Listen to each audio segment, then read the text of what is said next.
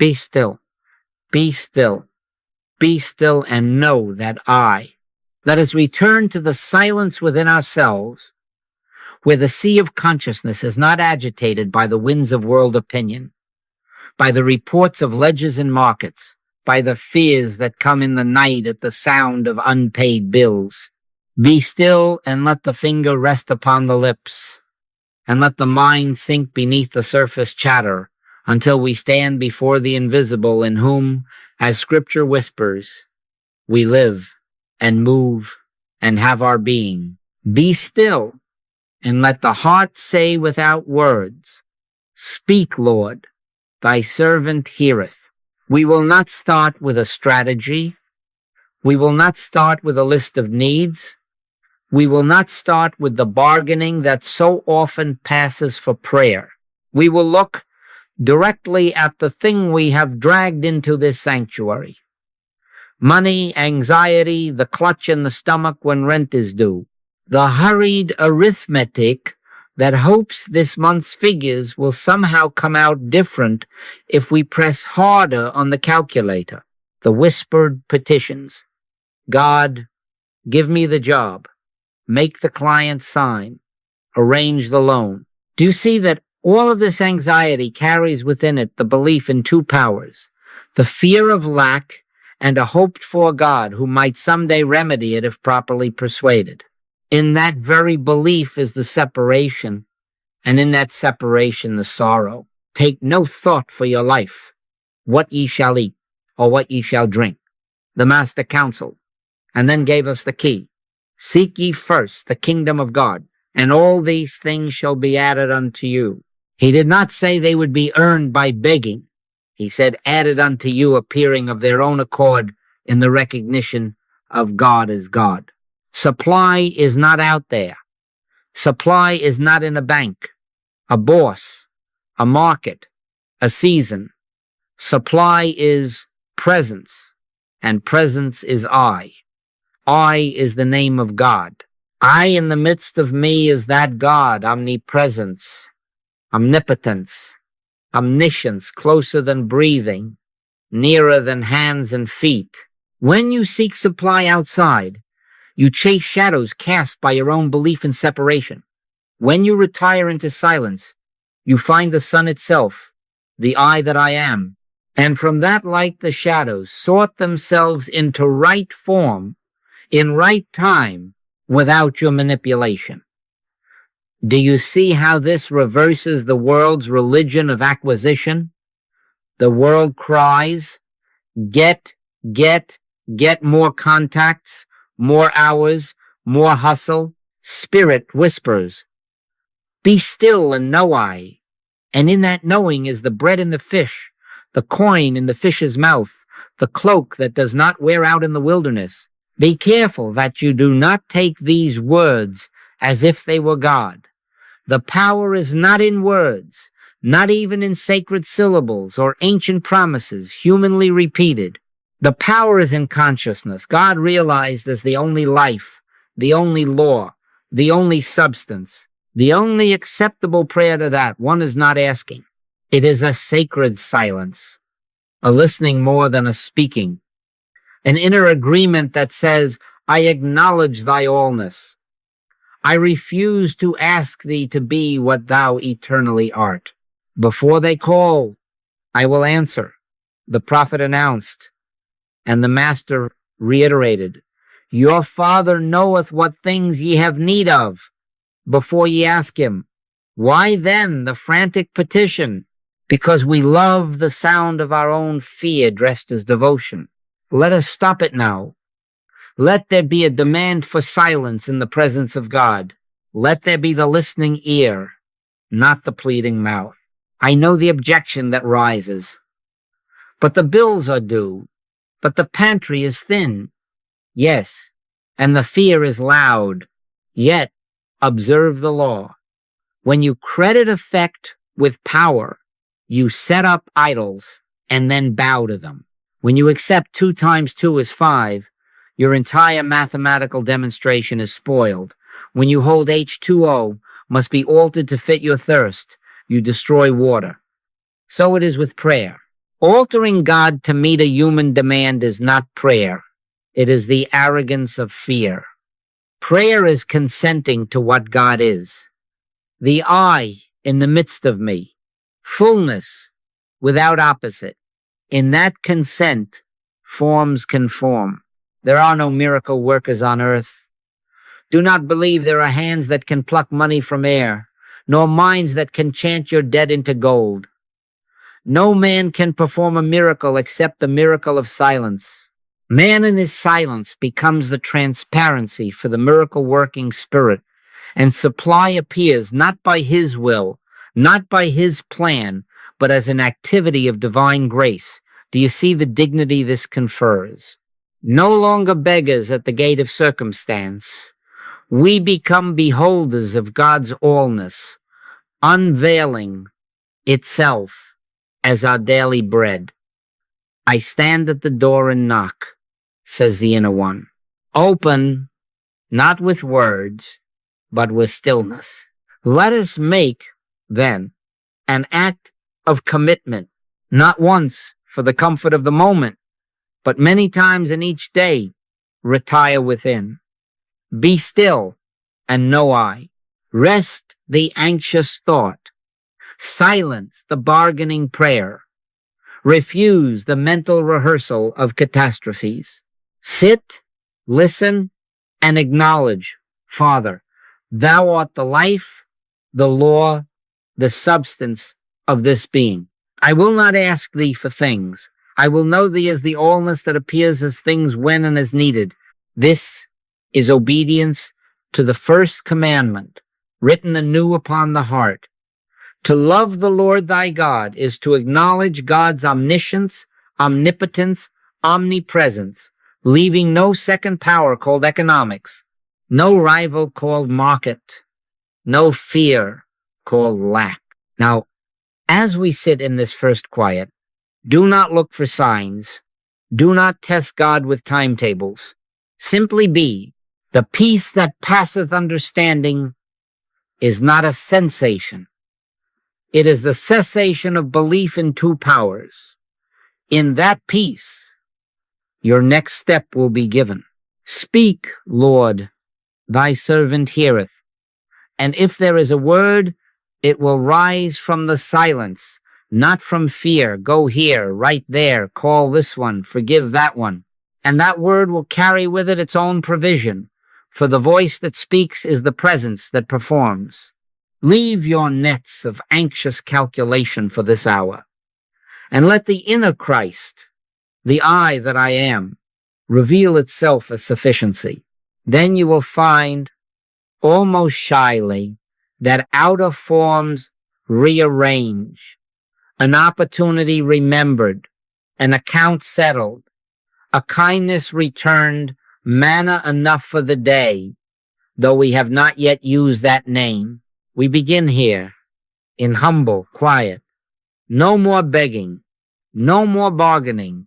Be still, be still, be still, and know that I, in that knowing, the foundation is laid not for a life of getting, but for a life of beholding, wherein provision is not secured by pursuit, but revealed as presence walking beside me, before me, behind me, the same yesterday, today, and forever. Now that the sea of thought is quieted, let us look where the world has never thought to look, and let us say without fear and without apology, I is the name of God. Hear it as it was first given.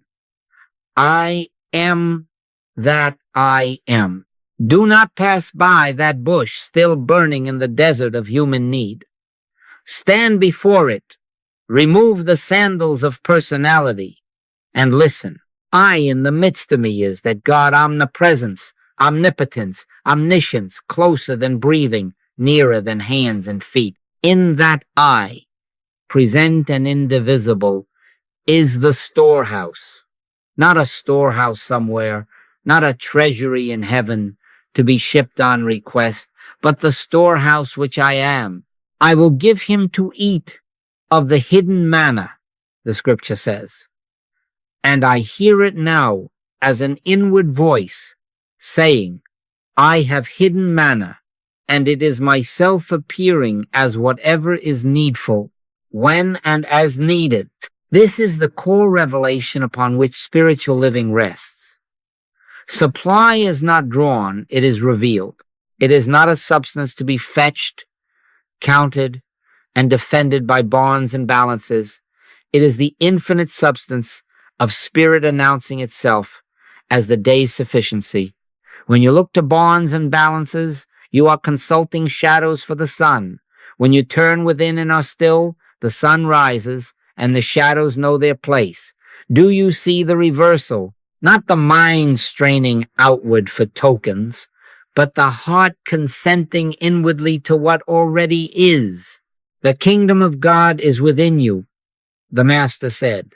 Therefore, the wealth of that kingdom is within you, not as coins, but as the living bread, the Christ, saying, I am the bread of life. Bread does not beg bread. Life does not beg life. It is in the beholding of the eye that the bread appears as forms suited to this hour, an idea, a right contact, a door opened, a hazard avoided, not your manipulation, but the I that is God made visible as enough. Let us say it again until the anxious mind yields. I have hidden manna, the storehouse, which I am. If this offends the intellect, let it be offended. Truth is not obliged to flatter unbelief. If the world requires proof, it will receive it only as you refuse to seek proof and consent to presence. Before Abraham was, I am, said the Christ. And in that I am, we are joint heirs, not wage earners of divine favor. Make no claims for yourself in this, no claims for your faith, your wisdom, your good works. We do not advertise ourselves as producers of demonstration. We are beholders. We are the transparency through which the miracle-working Spirit announces itself. The Father that dwelleth in me, he doeth the works. In the measure that we accept that, without qualification, demonstration follows quietly, untheatrically, like leaven working in the whole lump. Now you ask, how does the hidden manna feed me today? Listen, not by the hurry of thought, not by the fear that drafts plans and then calls them guidance. It feeds by the law of inner sufficiency, the law that speaks, my grace is sufficient for thee. Grace is not a separate thing. Grace is God being God at the point of your need. Be still and know that I. And in that knowing, grace becomes the needed form. Sometimes a word to speak, sometimes a silence to keep, sometimes a task to accept, sometimes an appointment you never thought to make, sometimes a check, sometimes a changed heart, sometimes an invention you did not intend to think. Do not outline, do not tell God whether manna shall come as a job or a gift, as a sale or a cancellation, as a neighbor or a stranger. The storehouse which I am is omniscience. It knows the manner of appearing. The storehouse which I am is omnipotence. No obstruction remains when it moves.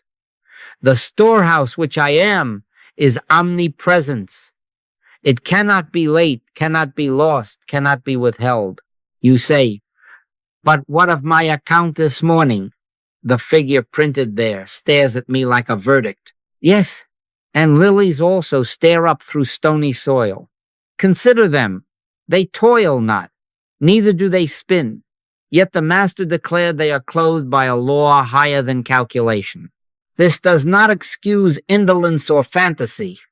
It summons obedience. The obedience is this: seek the kingdom first in actual silence, and then act from the word that arises in that silence. Not to be seen of men, not to build a testimony, not to soothe the fear. Act because the inner I has announced itself as sufficiency and has whispered the next step.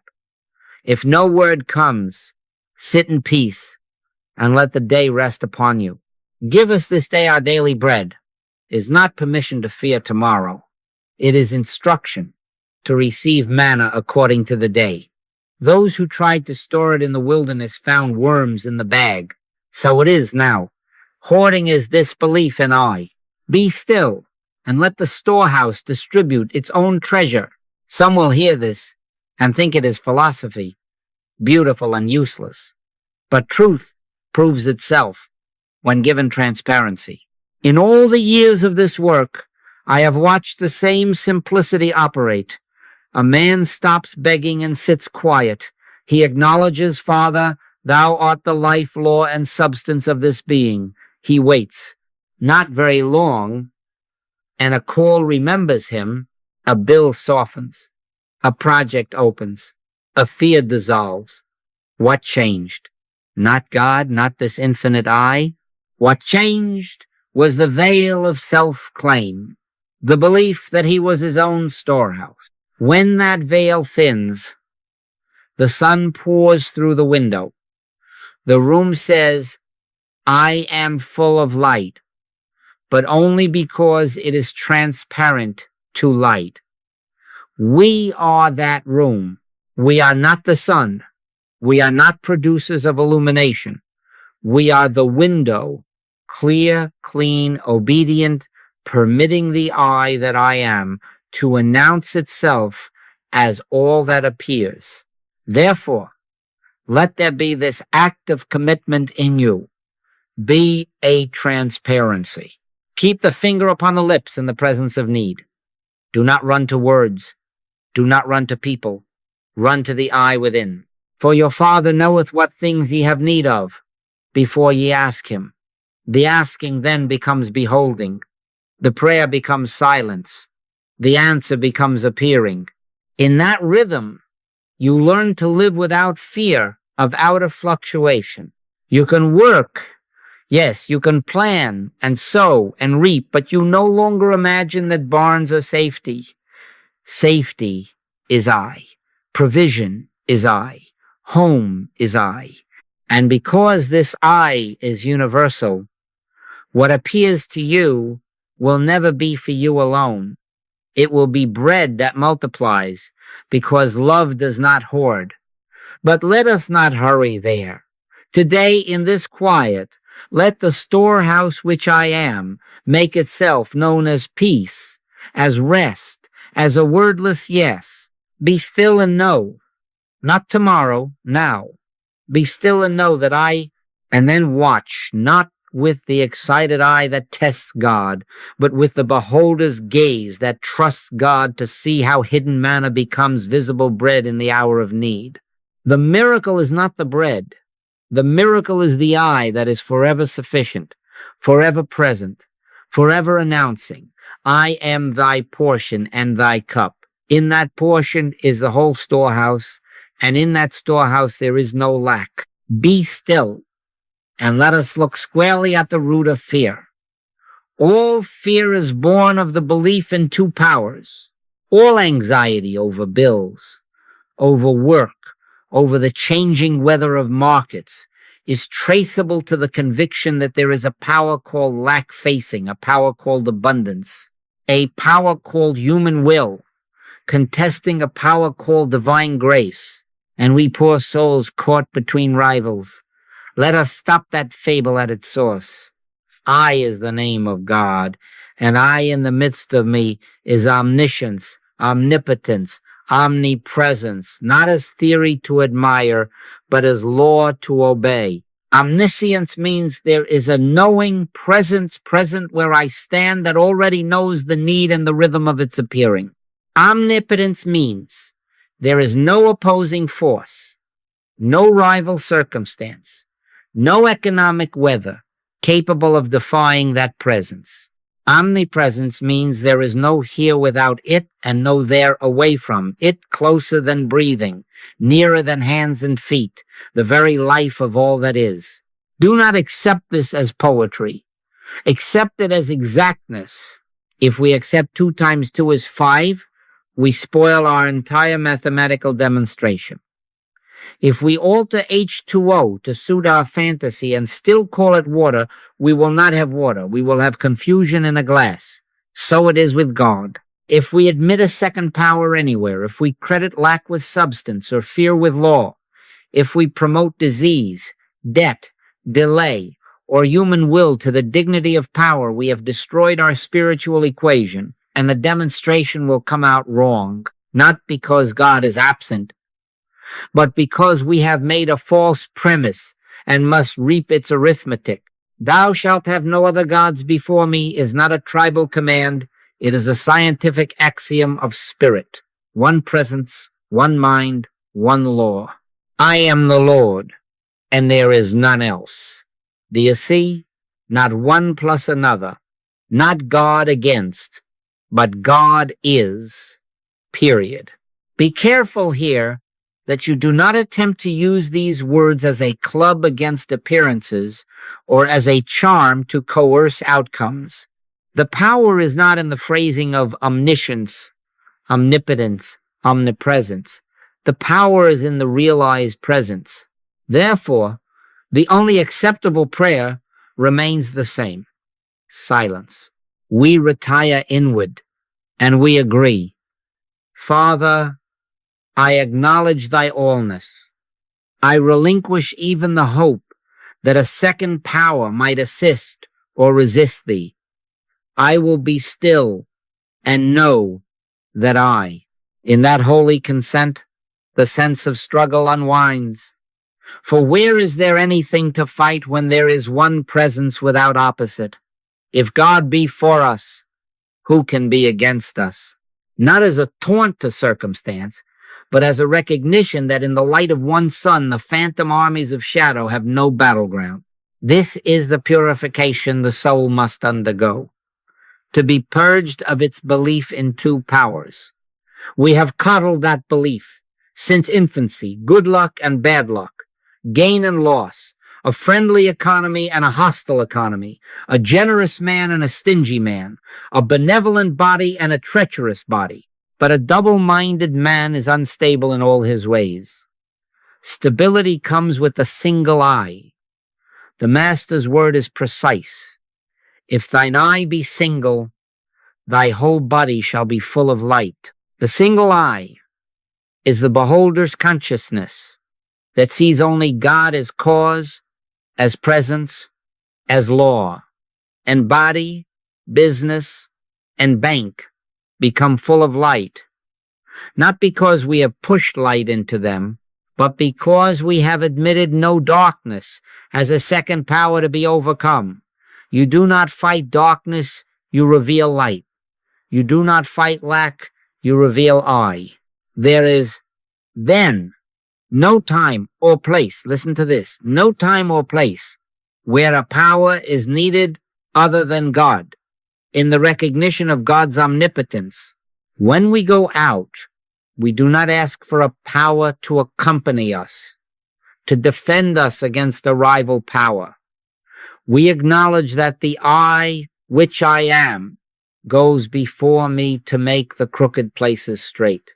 When we sit to our accounts, we do not summon a financial angel to arm wrestle economic devils.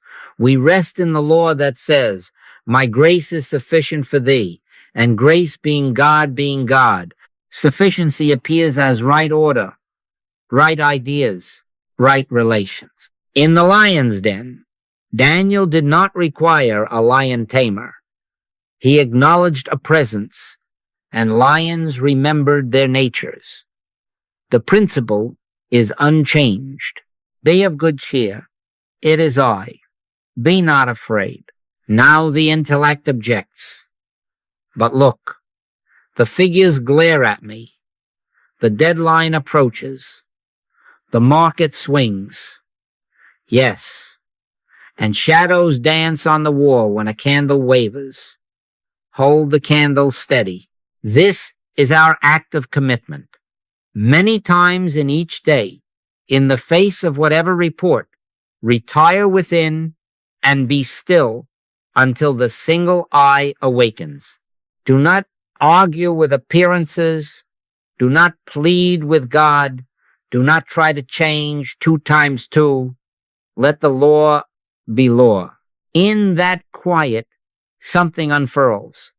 Fear dissolves not because the bill vanished or the market turned, but because the premise of 2 powers has been withdrawn. And then, strangely natural as dawn, forms rearrange. A conversation clarifies, an oversight is caught, a new door opens, an old debt is forgiven, a sale completes without strain. Harmony appears without struggle, because we have ceased to uphold a rival to harmony. Do not mistake this for passivity. Silence is not indolence. It is obedience. From silence, right action proceeds with authority. Sometimes the word will be, go to your brother and make it right. Sometimes it will be, sit at your desk and complete the work at hand. Sometimes it will be, do nothing now. But whatever the word, it will not come from fear. It will come from I. And because it rises from omniscience, it includes its own provision. The Father that dwelleth in me, he doeth the works. No man performs a miracle except the miracle of silence. Man in his silence becomes transparency, and the one power shines through as solution, as sufficiency, as peace that passes understanding. Let us then watch the subtle ways in which we smuggle a second power into our days. Do not make a power of money, nor of its absence. Do not make a power of time, nor of its lack. Do not make a power of persons, their favor or their refusal. Break the tablets of these little gods, not in anger, but in realization. Thou art with me. Love the Lord thy God by acknowledging omniscience, omnipotence, omnipresence, and by refusing to bow the knee to a single rival. In that love, perfect love casteth out fear, and with fear goes the mirage of lack. Be still, and let this be sealed in you. One presence, one power, one law. Say within yourself, not as incantation, but as consent, I in the midst of me is that God. Then rise and walk, not to prove a point, not to gather testimonies, but to live. And as you live, you will notice quietly, almost as if by shyness, that the day brings its own bread, the path its own light, the task its own strength. For where there is one power, there is no lack. Only the appearing of what always was, is, and shall be. I am thy portion and thy cup. Be still and know. Be still and let this be plain. The only acceptable prayer in the presence of God is silence. Not the silence of sulking, not the silence of despair, but the holy hush that acknowledges thou art God, omniscience, omnipotence, omnipresence, and because thou art, I need not instruct thee, remind thee, nor move thee. The finger upon the lips is not a pose, it is obedience. When thou prayest, said the Master, enter into thy closet, and when thou hast shut thy door, pray to thy Father which is in secret. Do you see the 2 movements? Enter and shut. Enter the inner chamber of awareness. Shut the door upon words, upon mental pushing, upon hopes dressed as commands. Shut the door upon the world's habit of petition, and remain long enough in the hush until a knowing dawns without syllable. I am here. Be careful that you do not try to use silence as a method for getting things. Do not convert hush into yet another lever. Do not sit quietly while shouting inwardly the outline of your desired outcome. Do not make a power of affirmations. Do not try to push thought around like furniture. All such effort arises from fear and belief in two powers. True prayer is wordless beholding. The listening ear is the attitude in prayer and meditation. Speak, Lord, thy servant heareth. The moment you listen in that way, something reverses. You are no longer a beggar proposing terms to heaven. You are the transparency by which heaven announces itself on earth as this very breath, this very calm, this provision already present as I. Now you ask for practice. Let it be simple and exact. Many times in each day, retire within for brief, faithful entries into wordless awareness, not long athletic marathons of meditation to impress yourself or your neighbor, but frequent consentings, 30 seconds at the sink before you wash a single dish, a minute in the parked car before entering the office, 3 breaths before answering the phone, before touching the email, before spending the dollar, before speaking the corrective word to a child or a stranger. Keep the finger upon the lips, not only physically but inwardly. No requests. No mental affirmations to move matter or minds.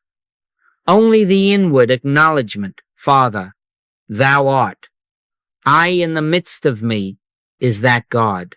That will be enough. If you say, but I feel nothing, do not condemn yourself. Silence is not a feeling, it is a consent. In quietness and in confidence shall be your strength, the prophet taught. Strength rises not from drama, but from fidelity to the inner law. Promise yourself this act of commitment. Many times in each day, retire within for the space of a minute and let no request cross the threshold. You will discover that this 1 minute kept faithfully alters the texture of the hours, for grace enters where words have ceased to crowd the door. Let us try it now. Let there be the quieting of the body where you sit. Let the shoulders release their claim to carry the world. Let the breath come and go of its own accord. We will not ask. We will not outline. We will not measure. We will only acknowledge. I in the midst of me is enough. I in the midst of me is the bread of this day, the law of this hour, the life of this being. Be still and know that I, and let us rest 1 full minute in that wordless beholding. Now, do you see? Not a bolt from heaven, not a spectacle, but a softening, a clearing perhaps so gentle that the anxious mind complains it is too little. But a still small voice is what answered the prophet after wind and fire and earthquake. And out of that stillness flowed instruction, provision, and safety, exactly and in order. So it will be with you. Before they call, I will answer. And while they are yet speaking, I will hear. This is not poetry for comfort. It is spiritual law. In true prayer, you have not spoken, and yet the answer is present, for the answer is I. You will be tempted to speak again, to decorate the silence with holy words, to coax the invisible with phrases. Be careful. The power is not in the words. The power is in consciousness realized. Pay attention. Not to the syllables, but to the consciousness behind the words. If the phrase, be still and know that I, helps you to stop the wheel of thinking, use it as a pointer and then put it down. The moment it becomes a chant to force results, it has become another idol. Your Father knoweth what things ye have need of before ye ask him. The asking then is not asking, it is beholding. The prayer is not speaking, it is yielding. The answer is not delivered from a distance, it appears, because it was always present, awaiting your transparency. Practical guidance continues. Arrange your day around these brief returns. Tie them to ordinary thresholds. Before crossing a doorway, be still.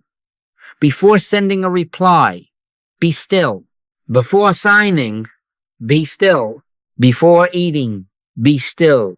Not with ornate ritual, but with the simple inner thank you that is not words, but consent to I.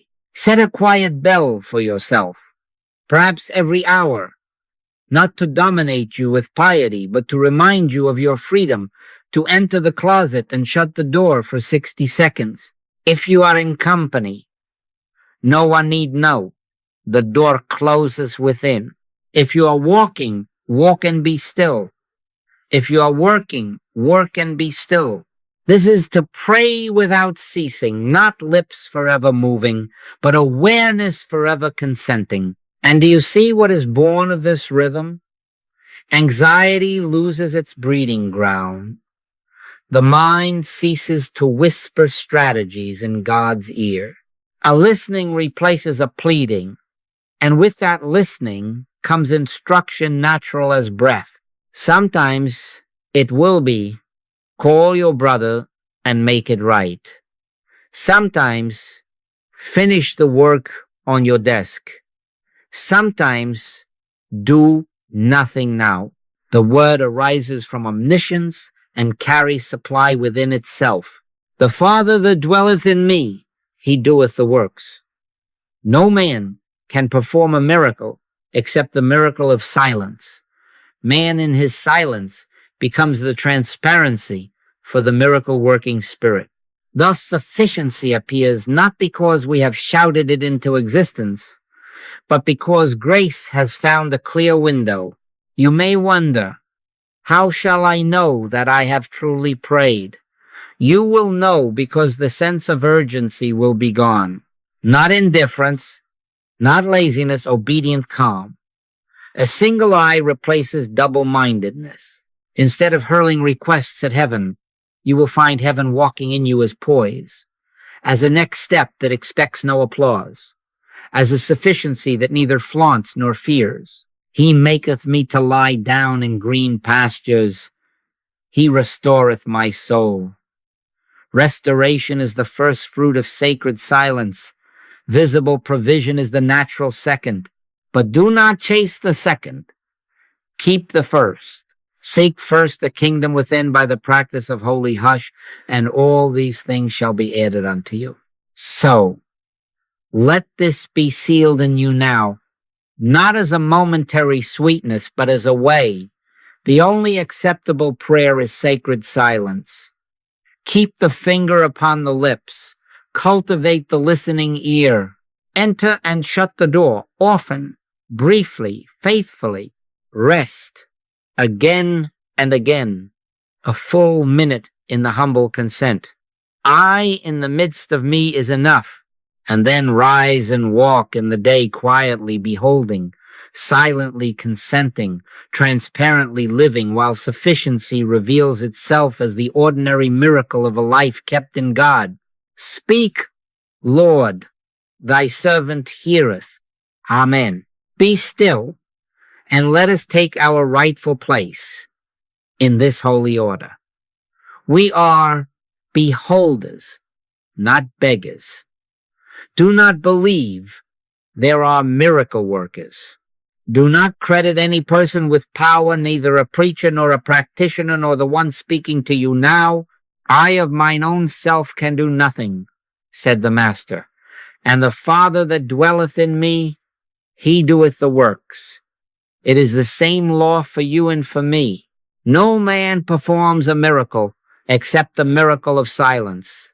Man in his silence becomes the transparency for the miracle-working spirit. When we accept this, begging ends.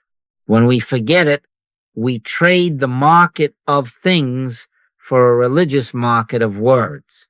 Be careful, then, that you do not get to relying on words as if they were God. The syllables are not the power. The phrases, even sacred phrases, are not the power. Power is in consciousness, realized. in the awareness that says without sound, I in the midst of me is that God omniscience, omnipotence, omnipresence, closer than breathing. Use words only as you would use a finger pointing to the moon. Look where they point and then put the finger down. If the words help you to stop the spinning of thought, bless them and lay them aside. If you clutch them to change things, you have made an idol of the finger and missed the moon. Let us look at how grace appears when we stand aside, not by mental force, not by personal will, not by trying to shove matter into line with thought, but by beholding the activity of I already present. The master took a few loaves and fishes. He did not consult arithmetic. He did not negotiate with quantity. He lifted his eyes and gave thanks. Thanksgiving, do you hear it?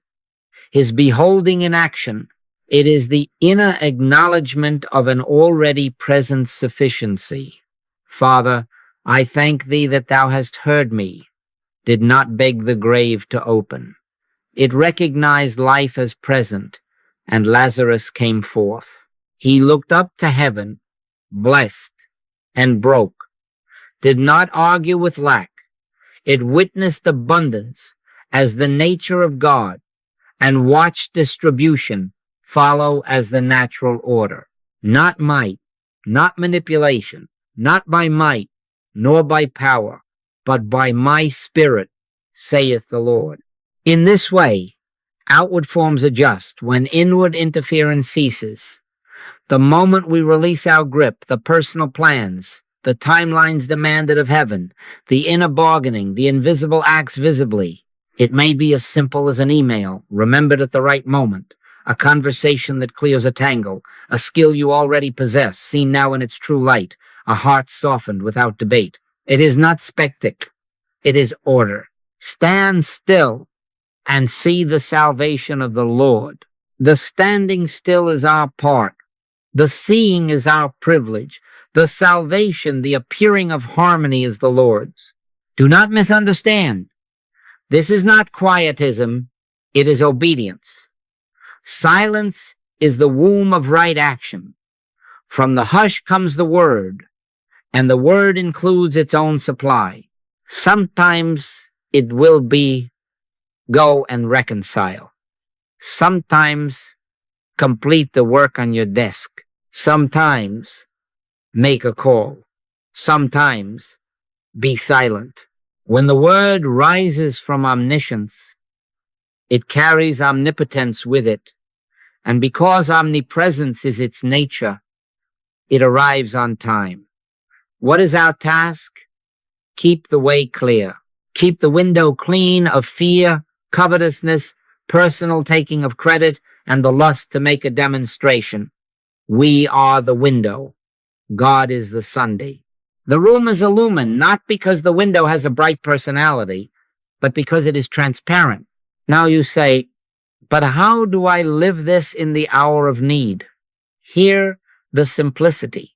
Many times in each day already we have practiced this. Enter and shut the door. Put the finger upon the lips. Let every desire fall silent except the desire to know God as I. Rest a full minute in wordless consent. Father, thou art. I yield. From that yielding, behold, do not outline, do not push, do not measure, merely behold.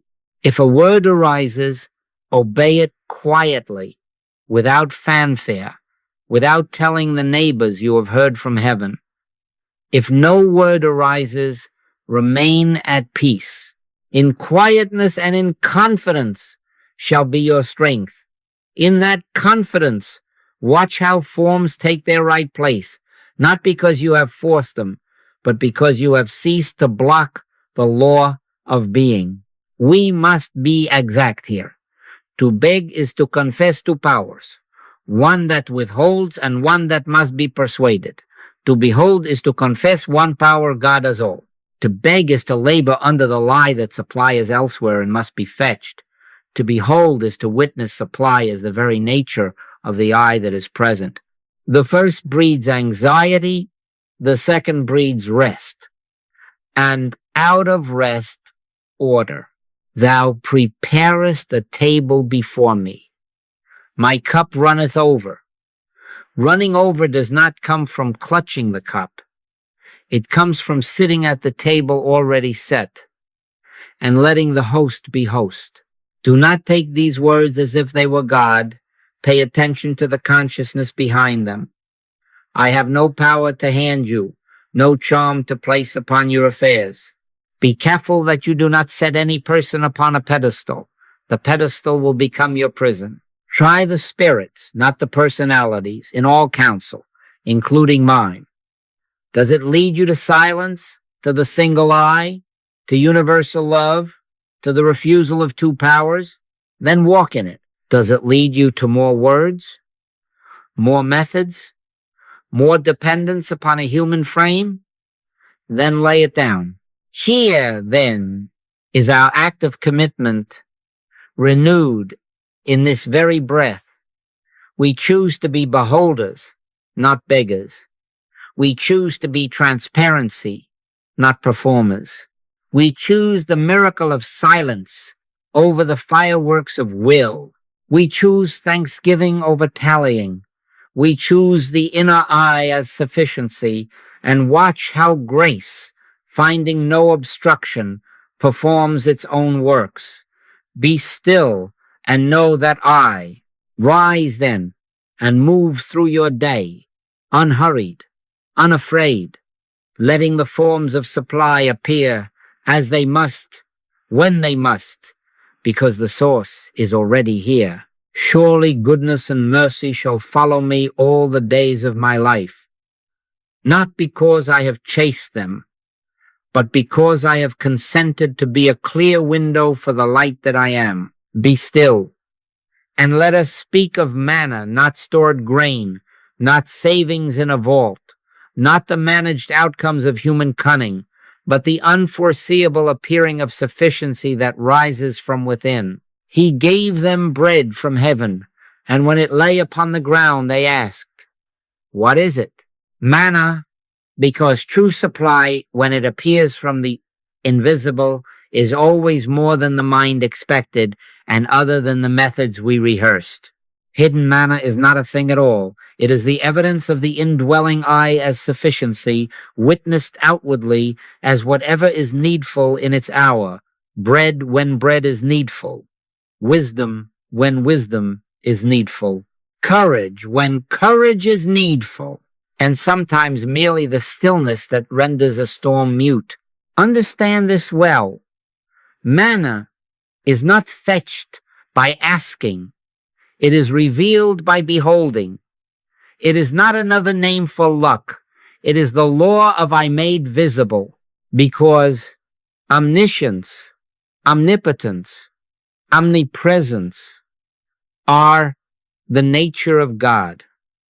And I, in the midst of me, is that God's sufficiency cannot be somewhere else and later. It is here and now, awaiting our transparency. Your Father knoweth what things ye have need of before ye ask him.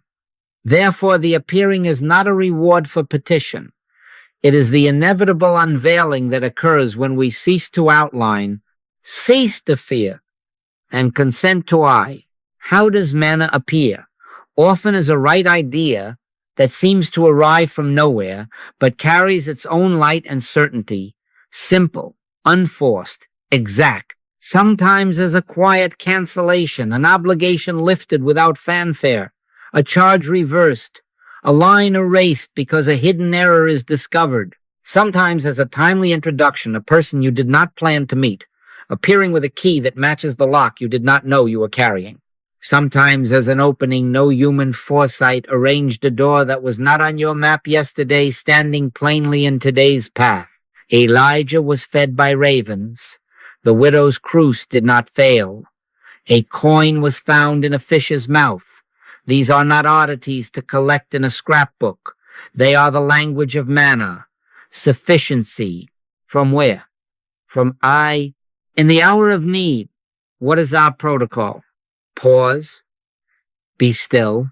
Enter your inner chamber and shut the door upon the urge to speak, the itch to scheme, the impulse to count and recount.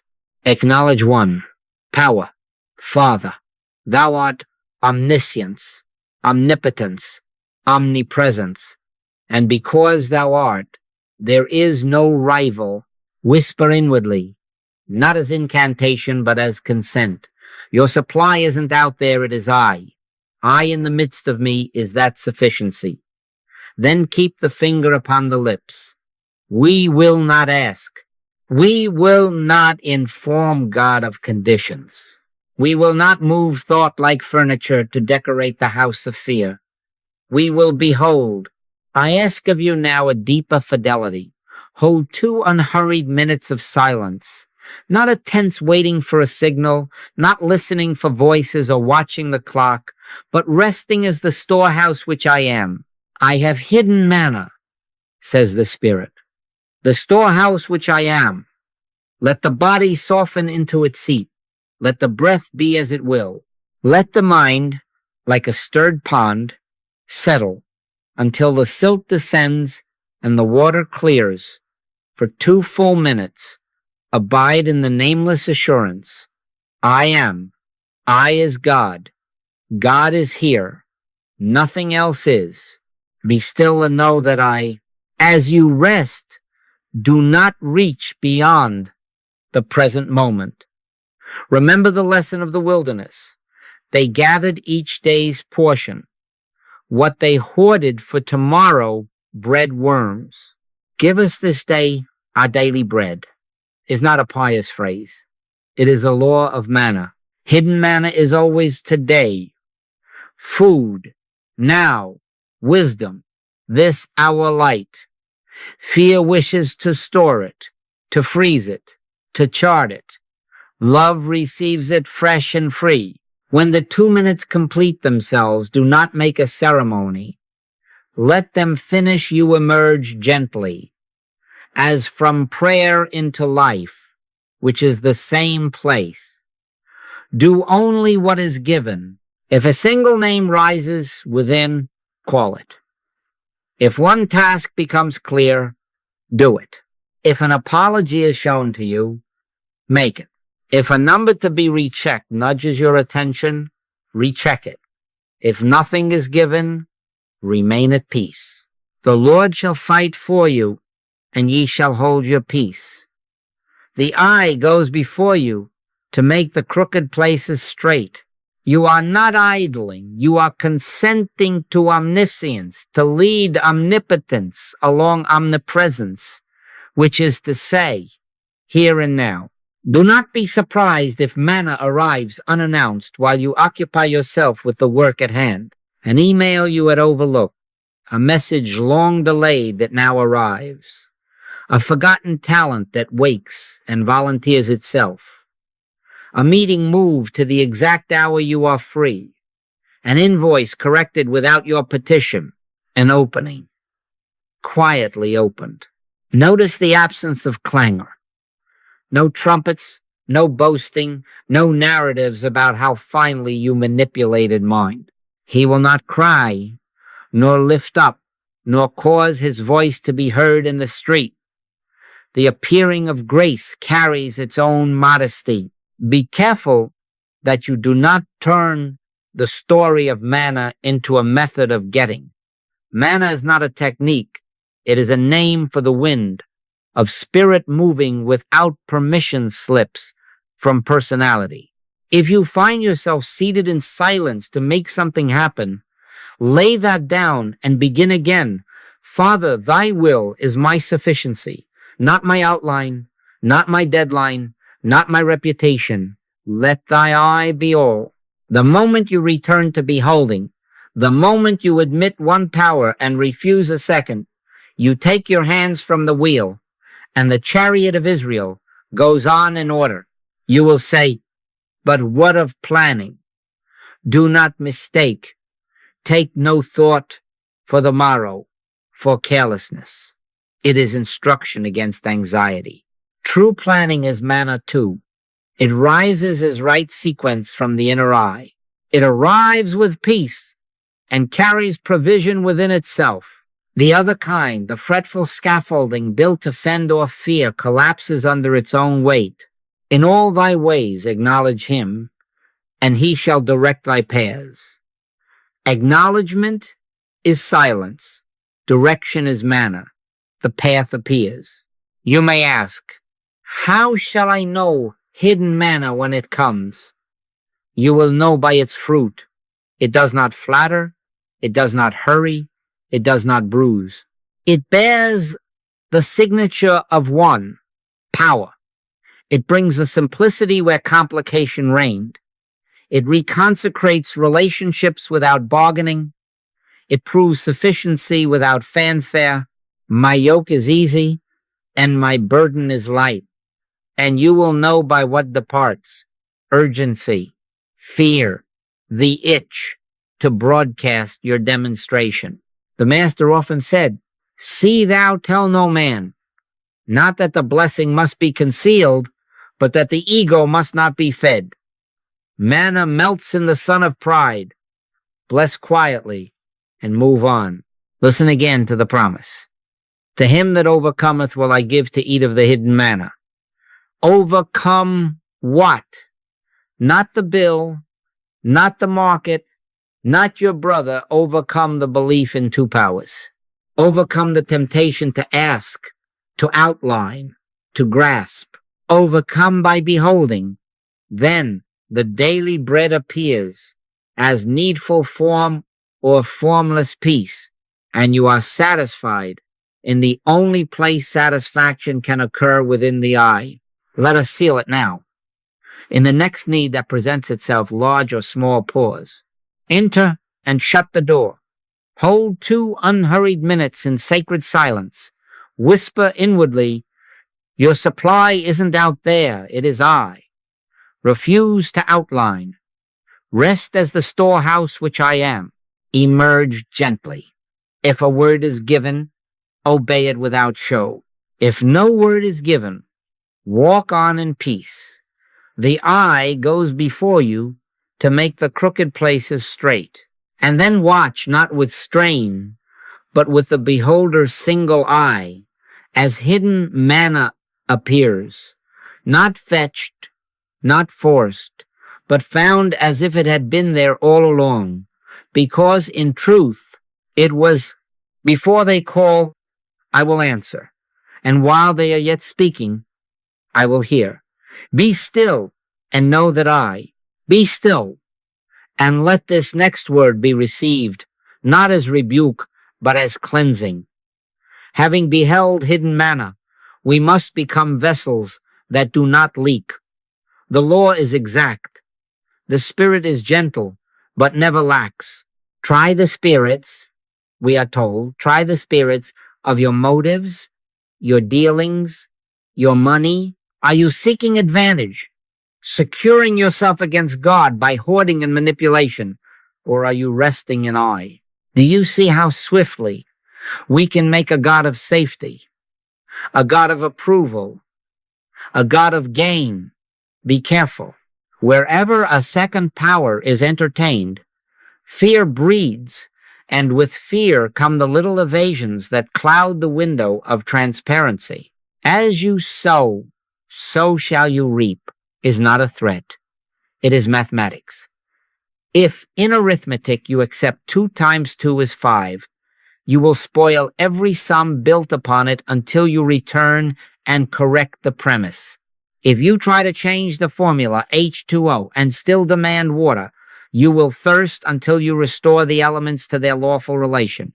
So with karmic law, whenever a human sentiment, greed, fear, covetousness, the itch for advantage collides with the spiritual reality of the I that I am, karmic law is set in motion. Not a whip from heaven, but the rebound of our own error against the uncompromising integrity of truth. Punishment, then, is ignorance. And it ends in the instant of enlightenment, in the very moment that consciousness is purged of its belief in 2 powers. Neither do I condemn thee. Go and sin no more. Do you hear the law and the mercy as one voice? Therefore, Try the spirits of your money life. Do not imagine that you can worship in silence and cheat in figures and remain transparent for grace. A false balance is abomination. A just weight is his delight.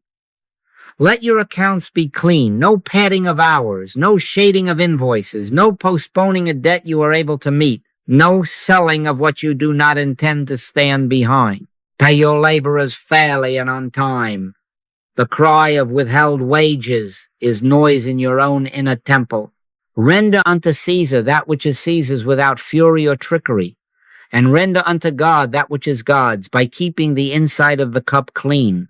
If at the grocery counter extra change falls into your hand, return it and bless the clerk. If an error in your favor is discovered in a long closed ledger, make your amends. Not for show, see thou tell no man, but to remove inner friction so the river may run clear. If thou bring thy gift to the altar, and there remember that thy brother hath aught against thee, first be reconciled to thy brother, and then come and offer thy gift. You see the order? Reconciliation is not a sentimental apology. It is spiritual hygiene. Now, try the spirits of motive in the secret place. Ask soberly, am I using truth to get? Am I sitting in silence to win an edge over my competitor, to gather clients, to garnish reputation? Am I giving to be seen of men, posting my benevolence so that it returns as applause? Be careful. To turn the holy hush into a lever for acquisition is to confess two powers and summon the old bondage. The only acceptable motive in prayer is God as God, omniscience, omnipotence, omnipresence, honored for its own sake.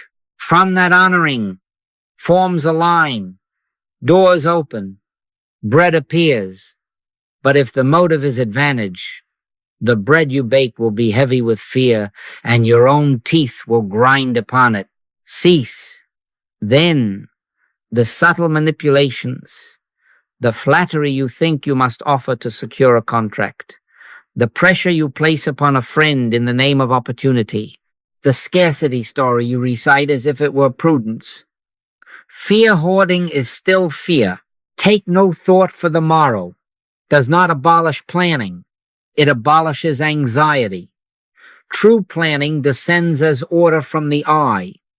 It arrives with peace and carries its own provision. Hoarding, by contrast, is the vote you cast for a second power, and it clogs the very channel through which grace would appear. Let there be an act of commitment here, an exacting, liberating discipline, many times in each day, and once more at day's close. Retire into the silence, and without self-accusation, ask, Father, show me where thought has strayed into two powers. Show me where fear has written a figure in my accounts. Show me where pride has sought credit for thy works. Keep the finger upon the lips.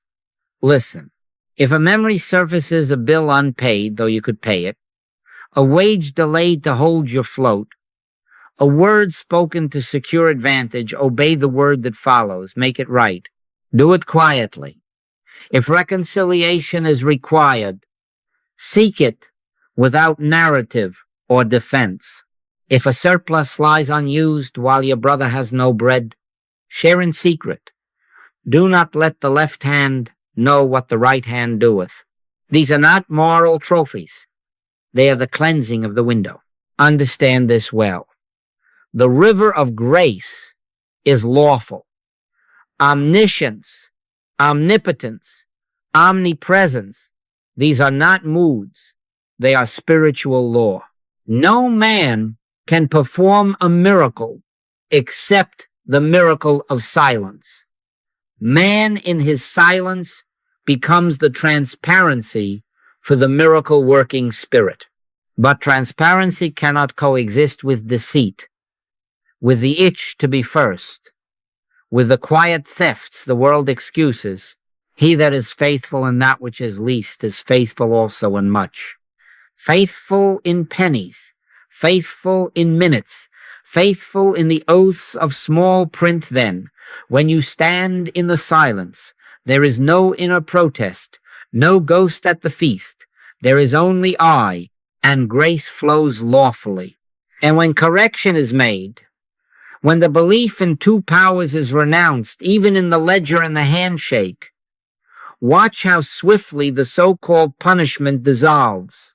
The anxiety that circled your bed like a sentinel is gone. The knot in the gut unwinds. Calls are returned without your chasing them. A way opens, not as reward, but as the natural equilibrium of reality reasserting itself, now that you have ceased to resist it. Restore unto me the joy of thy salvation was never a plea for a gift withheld. It is the song that rises when the impediment is removed. The father runs to meet the prodigal the moment he turns. Do you see? The moment. Not after a season of groveling. The turning is enlightenment. I refuse two powers. I stand in I. Therefore, let us seal this purification. Try the spirits of every motive, every deal, every dollar. Clean hands and a pure heart are not poetry. They are the conditions of transparency. Refuse manipulation. Put away fear hoarding. Make amends where conscience prompts. Keep the accounts exact, the wages just, the tongue free of bargaining. Then enter and shut the door. Be still and know that I. In that knowing, karmic law has nothing to rebound against. There is only law fulfilled, grace appearing as orderly sufficiency. Walk on, then quiet, unafraid, beholding one power, and let provision show itself in forms both ordinary and unforeseen, because the storehouse which I am is open and clear. Blessed are the pure in heart, for they shall see God. And seeing God, they see supply, where others see only sums. Be still, and let this word settle as a plumb line. Nothing in this life of spirit is secured by a single exalted moment. Everything is established by an act of commitment, and not once, but many times in each day. Pray without ceasing is not a call to chatter heavenward. It is an instruction in holy rhythm, the frequent faithful return to silence, wherein I is known as sufficiency. Do not believe that a splendid hour will carry you through a week of fear. Do not believe there are miracle workers who can do your abiding for you. Be careful that you do not treat meditation as a performance to be checked off. Spiritual living is not an event. It is a climate. Climate is made by repeated consent now, and now, and now. Let us make this practical and precise. Before paying a bill, pause, enter, and shut the door. Keep the finger upon the lips, inwardly, without words if you can acknowledge. Father, thou art omniscience, omnipotence, omnipresence, and because thou art, I in the midst of me is sufficiency. Be still for 10 slow seconds. Let the shoulders sink. Release the timeline. Refuse the second power. Then pay the bill as a beholder, not a beggar, as a transparency through which order appears. Before entering a store, pause at the threshold. Be still and know that I. Then cross the sill under one government. Before opening email, be still for a breath and consent to I. You will be surprised how the tone of your replies and the order of what must be seen first arrange themselves without strain. These are not petty rituals. They are acts of commitment that keep the window clear. Make a liturgy of your moments. When the phone rings, be still. When you sit to draft an invoice, be still. Before you look upon your bank balance, be still. When a new opportunity is proposed, be still. When you price your work, do not consult fear. Pause and acknowledge I is mind, I is justice, I is love. In these brief silences, you step out of the market of opinions and into the storehouse which I am. In all thy ways acknowledge him, and he shall direct thy paths. Acknowledgement is silence. Direction is manna. The path appears. Pray without ceasing means you cultivate an atmosphere through frequent, brief returns to the center. Think of the sailor who trims the sail again and again to the same wind. Think of Daniel, who prayed as was his custom 3 times a day, not in emergency, but as climate. The prayer is not speech. It is listening. Speak, Lord, thy servant heareth. In that listening, guidance is heard because we have established the frequency upon which omniscience broadcasts. Do you see? The spirit is not more talkative. We are more still. Now, watchfulness. Watch and pray, said the master. What are we watching? The first murmur of fear. It says, hurry. It says, what if? It says, count again. It says, compare. Be careful. That voice is the salesman of 2 powers. The instant it speaks, do not argue with it. Return. Return to the triad that anchors all. Omniscience, omnipotence, omnipresence. Whisper inwardly if needed. Not as charm, but as check. There is one power. I refuse. A second. I stand in I. Get thee behind me is not bravado. It is the quiet re-enthronement of God as all. And if anxiety has already crept into the body, tight jaw, quick pulse, do not scold yourself. Be still and let the wave pass. In quietness and in confidence shall be your strength. Set times and sanctify thresholds. Upon waking, before you look at a screen or touch a task, give 1 unhurried minute to silence, not petition presence. Be still and know that at midday, stop in your tracks for 30 honest seconds and acknowledge, I am not living by bread alone, but by every word proceeding from the silence. At night before sleep gathers you, return once more. Father, thou art. If the day has knots, place them in that presence and go to your rest. 7 times a day do I praise thee, not as tally, but as tide. Many times in each day, this is our act of commitment. Bring this discipline to the exact places where fear argues it cannot be afforded. When a surprise expense arrives, pause before your mind writes its editorial. Stand still and see the salvation of the Lord. When a client delays payment, be still. Ask not for advantage, but for the seeing of I as sufficiency appearing in whatever honest form is lawful. When you are tempted to lower the price out of panic, be still, let justice speak, then obey. When opportunity shouts promise and flattery, be still, try the spirits, refuse to be led by appetite. The more impossible it seems to pause, the more necessary the pause. That is the paradox by which grace reclaims the helm. Now a word about remembrance. Keep a small book, a humble ledger of grace. Do not write essays. Do not adorn yourself with triumphs. Record briefly and without flourish. The quiet ways supply has appeared. The correction of a bill, the timely call, the idea that carried its own peace. Date it. Note the word you obeyed and the silence that preceded it. Mary kept all these things and pondered them in her heart. Do likewise. See thou tell no man. not because good must be hidden, but because the ego must not be fed. This record is not a scrapbook of miracles. It is a training of memory to recognize the constancy of one power, so that in the next hour of need, your own history will coach you into silence rather than into alarm.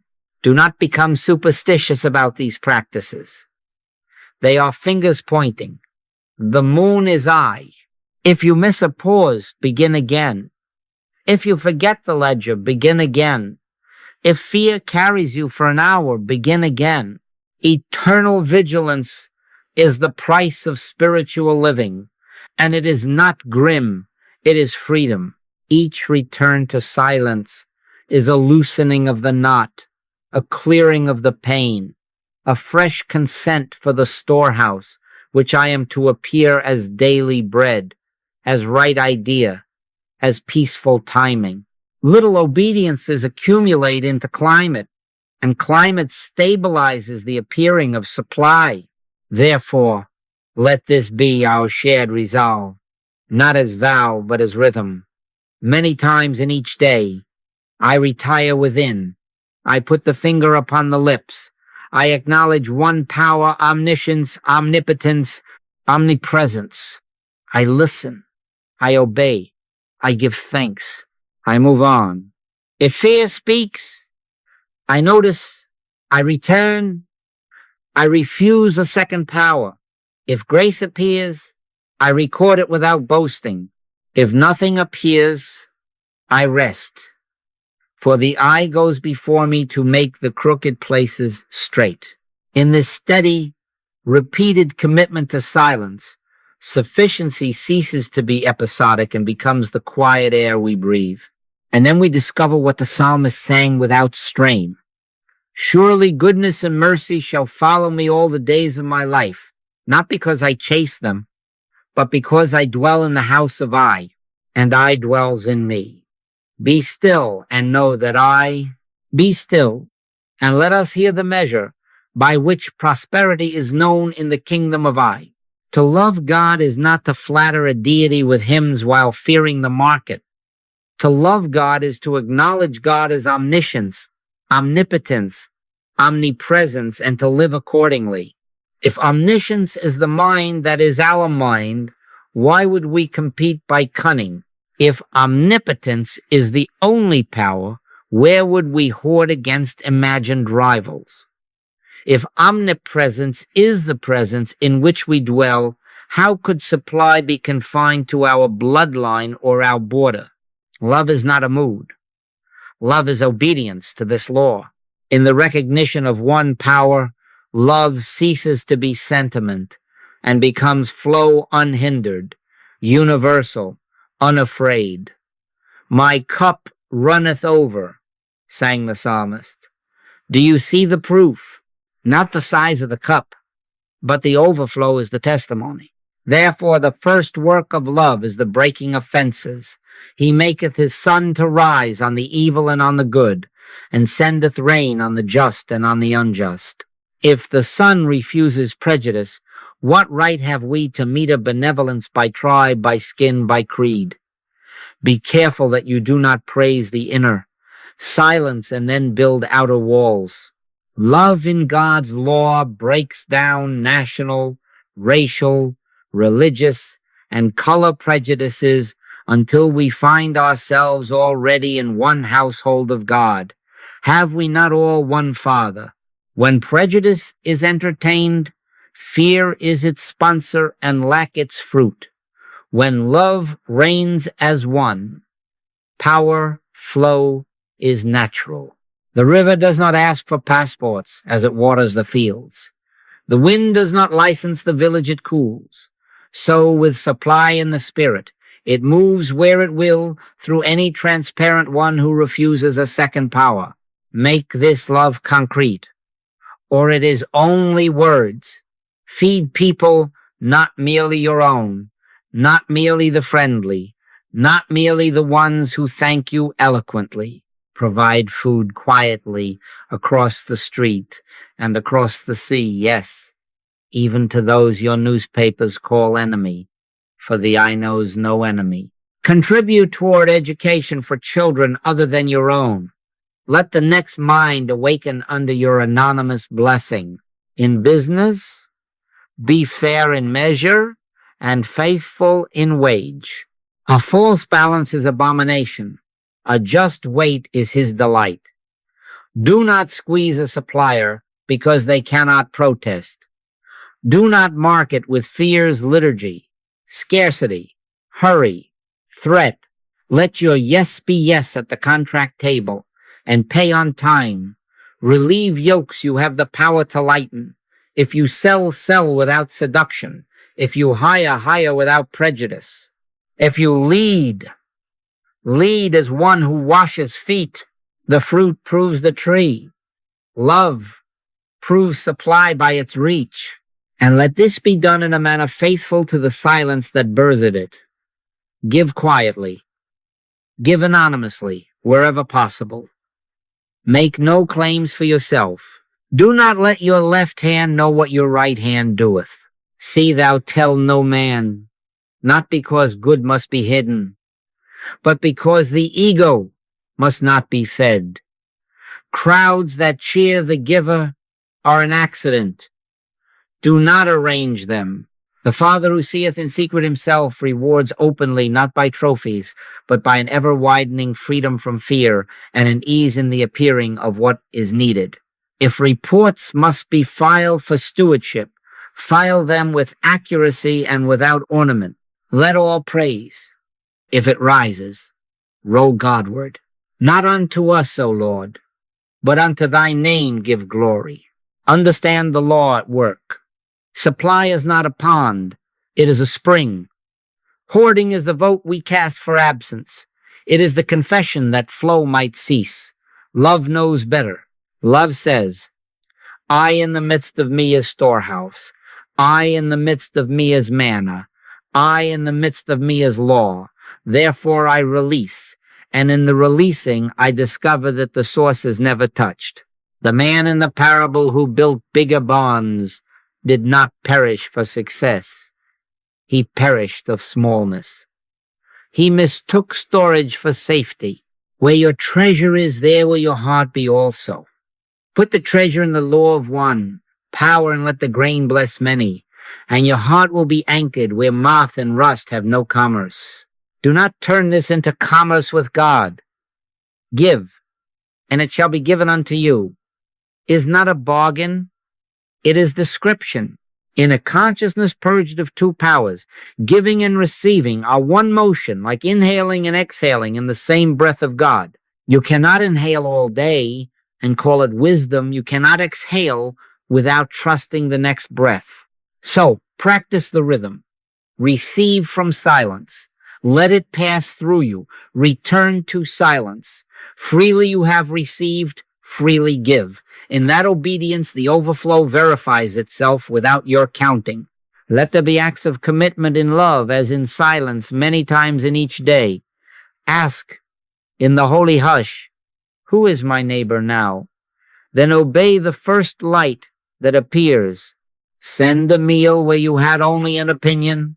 Share an introduction without calculating commission. Sponsor a book for the child you will never meet. Pick a name from the list no one wants. Bless another trade in your own line when fear says protect your advantage. Break a prejudice in your own home by listening across the line you thought was final. These are not grand gestures. They are the erosion of the dams we have built against our own river. You will be tempted to curate your circle, to say, my family first, my nation first, my cause first. Be careful. If ye love them which love you, what reward have ye? The Master abolished the arithmetic of tribal return and gave us the geometry of universal love. Neighbor includes the wounded stranger. An enemy is practice ground for prayer. Provide food, education, fair dealing beyond your own kin, beyond your flag, beyond your sect, and watch how fear thins like morning mist. The karmic rebounds that once stung your accounts find nothing to strike. You have stepped into the law of one, power expressed as impartial benevolence. Finally, measure your prosperity, not by what remains in your hand, but by what has flowed without strain. Check the climate, not the trophy case. Are you less afraid this month than last? Does a wider circle eat because you live? Has your heart loosened its fist over opinions and taken hold of God? Then say softly what the soul already sings. Surely goodness and mercy follow me, not because I captured them, but because love in me would not set a fence. Be still and know that and in that knowing, let love run river without boundary, sky without border, grace without title until the world cannot tell where your life ends and the Father's overflow begins. Speak, Lord, thy servant heareth. Lead me to the next door to open, the next yoke to lift, the next cup to fill, and keep the left hand ignorant of the right, that the glory be thine and the measure be flow. Be still, and let us discover how a life becomes one seamless prayer, how the silence we have practiced becomes a way of walking in which guidance is climate and supply attends like air. The Lord went before them by day in a cloud, and by night in a pillar of fire. This is not a tale of yesterday. It is instruction for now. The eye goes before me to make the crooked places straight, before the appointment, before the invoice, before the journey, before the question forms on the tongue. Cloud by day, gentle covering, soft direction, no glare. Pillar by night, clear, unwavering presence when sight is small. Be still and know that then move under that governance, not as a strategist, but as one led. Understand this law. In the kingdom of supply is guidance first and form second. Direction precedes decision. Do not hasten to choose and then pray that your choice be blessed. Be still first. Acknowledge omniscience, omnipotence, omnipresence. Let I be the chooser and you the beholder. Thy word is a lamp unto my feet. Note, a lamp, not a lightning field. Feet, not horizon. You are not granted a map of decades. You are given the next clear step under one power. Take it quietly. The forms, funds, contacts, ideas, timing arrive as the fruit of having stood where the lamp shone. Seek ye first the kingdom, and all these things shall be added unto you. The seeking is silence. The adding is lawful, unforced, and in order. We make many crooked places by running ahead with our own diagrams or lagging behind with fear's brakes, but the eye goes before me and levels them, not by granting my pictures, but by revealing the way that is already straight. Do you see why the manna fell daily and not in silos? Give us this day our daily bread is not a sentence of scarcity. It is a rescue from anxiety. Daily bread is not little bread. It is timely bread, precise bread, peace-bearing bread. When you honor guidance as supply, you cease clamoring for forms you cannot yet carry. You receive what fits the step at hand, and in that obedience the next step appears. Cloud by day, the gentle shadow cooling the heat of your plans. Pillar by night, the steady glow when your plans have no light at all. Be careful that you do not take the words as if they were God. The imagery is holy, but the power is not in cloud, nor in pillar, nor in syllables. Pay attention to the consciousness behind the words, the I in the midst of you that is closer than breathing. Do not believe there are miracle workers who can lend you this presence. Do not get to relying on phrases as charms or on teachers as dams you worship. The only miracle given to man is the miracle of silence. In that silence, man becomes transparency for the miracle working spirit. If you quote perfectly but do not retire within, you have taken the wrapping for the gift. Be still and know that Now, Let us bring this to the places where sand meets skin. A contract is placed before you attractive, perhaps urgent. Do not decide. Retire. 10 honest seconds and more, if needed. Lean not unto thine own understanding. In all thy ways acknowledge him, and he shall direct thy paths. Ask nothing for advantage. Ask to be shown the next obedient step. If peace rises with no, let no be your provision. If light rises with yes, walk in it without boasting or dread. You will find that when direction is honored, the necessary forms are provided, terms clarified, funds aligned, tempers softened, or, just as often, a courteous closing that spares you months of trouble.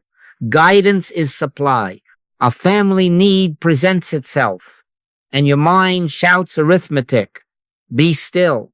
The eye goes before you into that conversation. The words come gentler than you had planned. The solution that appears is not the one you rehearsed. It is cleaner, humbler, less costly to the soul. A travel plan looms. Be still. The time shifts. The fare drops. The companion changes, or the sense arises simply to stay. Cloud by day, the slight veer that saves you hours. Pillar by night, the sudden certainty that steadies you when the world is asleep. Do not try to wring outcomes from the silence. Receive roots. And when it is night in you, when accounts rattle, when diagnosis knocks, when a friend turns away, remember the pillar. I will never leave thee nor forsake thee. Panic is tempting to the old self. Haste seems like courage. Be careful. Stand still and see the salvation of the Lord. In that standing, a wordless word speaks. Wait until morning. Call this person, not that one. Do not answer the accusation. Apologize now. Rest. None of this is dramatic. It is precise. We walk by faith, by inner hearing, not by outer sight. And the walking itself is provision. It keeps you from pits you cannot see, from bargains that gleam like gold but burn like straw. Often the greatest financial miracle is a guided no. Do you see why we say, let direction precede decision? To hurry is to enthrone two powers, fear and self. To return to I is to become transparent again. Then, whatever appears opportunity, rejection, increase, decrease, arrives without the thorns of self-claim. You are beholders, not beggars.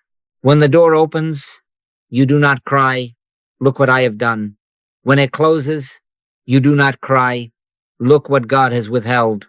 You behold one power appearing as wise openings and merciful closings, each a form of sufficiency, omniscience, omnipotence, omnipresence. They require no second actor. Let us seal this with the prayer that is not speaking, but surrender. Be still. Speak, Lord. Thy servant heareth. I in the midst of me is thy name. I is storehouse. I is law. I is love. I rest as the storehouse which I am, not to get, not to persuade, not to improve God, but to consent. Thy will is the only will. Thy guidance is the only guidance. Thy sufficiency is the only sufficiency. Thy word is lamp. My feet consent. The cloud covers my heat. The fire illumines my night. Father, thou art. Here am I. Thank you. And now, beloved, a simple charge, humble, quiet, exact, watch, pray without ceasing, many times in each day. Retire. Keep the finger upon the lips. Acknowledge one power. Listen. Obey the next light. Move on. Make no claims for yourself. See thou tell no man. Let grace appear as daily bread, common, timely, unadvertised. Measure your prosperity not by trophies, but by climate. Less fear, more listening, fewer bargains, more obedience, wider love, steadier steps. If the way seems crooked, do not fix it. Return to I and discover it was straight all along. If night falls, do not curse it. Look up, there is fire sufficient to your step. If day blazes, abide under the cloud and walk unhurried. Surely goodness and mercy follow you, not because you chase them, but because you dwell in the house of I, and I dwells in you. Go in this quiet. The I goes before you to make the crooked places straight. The I stands behind you as rear guard. The I walks beside you as friend. Cloud by day, pillar by night. One presence, one power, one peace. Be still and know that I, then walk